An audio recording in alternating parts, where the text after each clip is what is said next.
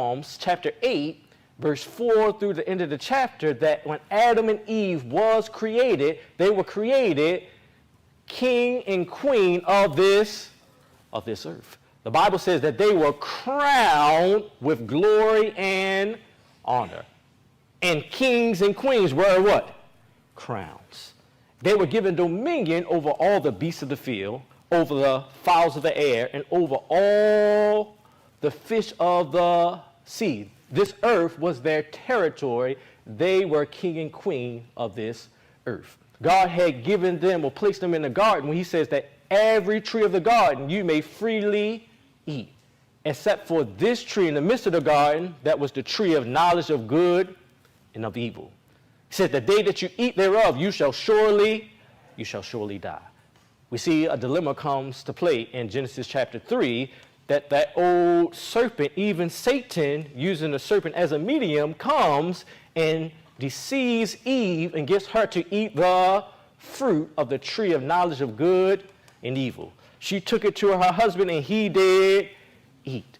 And when Adam and Eve ate that fruit from that forbidden tree, they had disobeyed God. They had broke his commandment. Therefore, the Bible says that the wages of sin is death.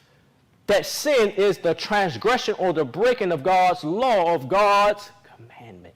So therefore, the sentence of death now rests upon the whole human family. When they ate of that tree of knowledge of good and evil, they became subjects to Satan. Satan took the crown off of Adam's head and he placed it on his own head. He became, therefore, the king of this earth, or the king of this world. This is why we see in Job chapter 1 and Job chapter 2 and the heavenly councils there that Satan would show up there and says, God will ask him, where you come from? He says, from running to and fro in the earth. In other words, that's my planet. I am the king of the earth.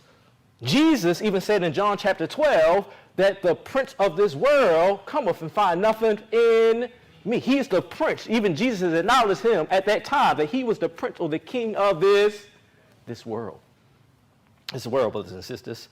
But as we continue to go on in Genesis chapter 3, we found out and we've seen that Jesus had a plan to seek and to save that which was lost.